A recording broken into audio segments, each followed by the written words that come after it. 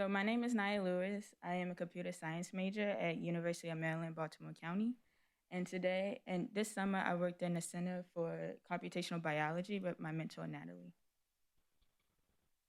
So just for some background, um, autism spectrum disorder, also known as ASD, is a behavioral and neurological disorder affecting how one communicates, behaves, learns, and interacts with others.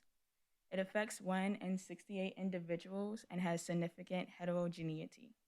And heterogeneity pertaining to ASD is just large variation within genes and expressions of people with ASD.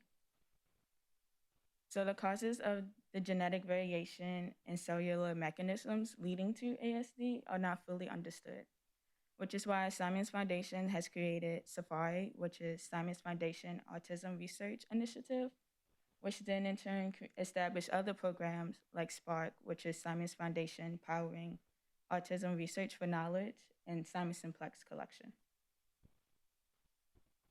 So the goal for my project was to examine two data sets with different requirements for participants and biospecimens collection styles. And those two data sets were from SPARK and SSC. So the Simon Simplex Collection has created a permanent collection of genetic samples from 2,600 simplex families. So the requirements to participate in the study was to have a simplex family structure, and that just means one child diagnosed with ASD and have unaffected siblings and parents. And then the children participating in the study must be between the ages of 4 and 18. So for Spark, their mission is to improve the lives of autistic individuals plus their families through research and by offering them a wide range of resources. So the requirements to be in Spark is to have a professional diagnosis of autism. So the probrain, which is just the focus of the study, their parents, half siblings, or full siblings can participate. And there's also no age limit to Spark. So the data collection styles for Spark, they use saliva samples, which they use for genetic analysis. So spit tests were delivered to each participant that signed up with Spark. And in order to participate in the research study, they had to mail the spit test back. And so the graphs that I will show later on from Spark are from the WGS4 cohort. And then for SSC, they use blood samples for genetic analysis, and it was processed at RUCDR Infinite Biologics. And then the graphs that I will show later on are from the probeing set. So just some overview of the demographics of the participants.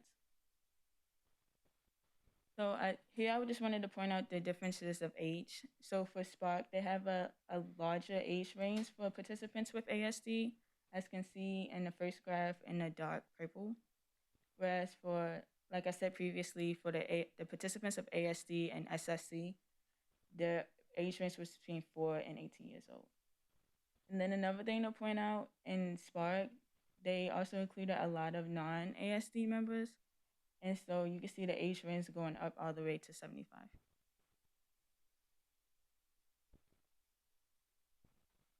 The next thing I want to point out between the differences between Spark and SSC is the family types. So for SSC, it was only 2 family types, which is quad and trio, which is just 4-person family and then the 3-people family. Whereas for Spark, there has a lot more variation. And then you can see for the last 3 columns of the Spark graph, they have single parent homes. So you have a single mother with 2 children, single mother with multiple children, and single father with 2 children.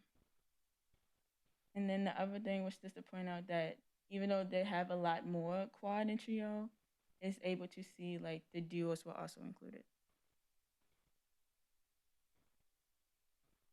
And then one of the last main differences I wanted to point out between Spark and SSC was that in Spark, they had multiple family members with ASD. So even though a lot of the families were simplex, which is the first bar graph, There were a significant number of families that had a child, one child and father affected with ASD. And then, as you can see, as the list goes on, they have multiple children and one parent affected, or just multiple children in the family. Um, and then, yeah. So for the conclusion, I just wanted to point out some advantages of each study. So for Spark, there's new data to analyze because it is an ongoing study. It's more diverse and more accessible because the spit tests are delivered to the participant's home. And then you can also compare diagnosis between multiple family members. So like I said, you can have multiple children with ASD, or you can have a parent and child with ASD. And then for Spark, one of the things that I appreciate was that they're able to recontact participant, especially if they find a genetic link to autism.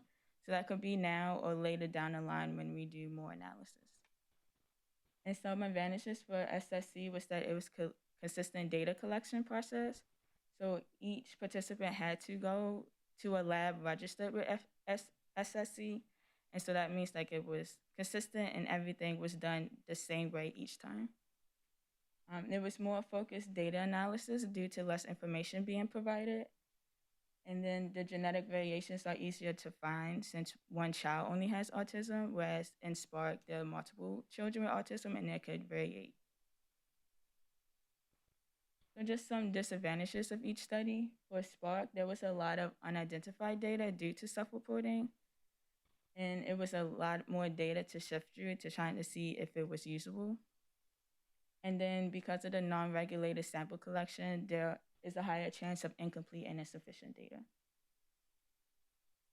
And some disadvantages for SSC, there was the specific family type only, so that can miss out on important connections that can be revealed when having diverse family types. And it was less accessible since participants had to go to a lab instead of doing the test at home.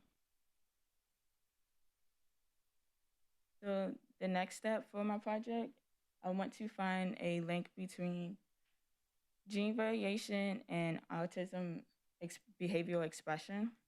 And I would do that by using SeqReaver, which is a program on the Spark dataset. So that would just, the SeqReaver would use to analyze the impact of non-coding variants. And non-coding variants is variations in non-coding DNA, which affects the regulations of proteins and can then contribute to the locations and the time at which the proteins are being made, which then can affect how the person develops. And then I will also identify variants with high disease impact scores. So if a variant has a higher disease impact score, it's more likely to contribute to the disease that the participant have, and to see if these variants contribute to ASD. And then finally, we will compare the findings with the analyzed data from SSC to see if our findings are new or consistent with what they found. Thank you. Any questions?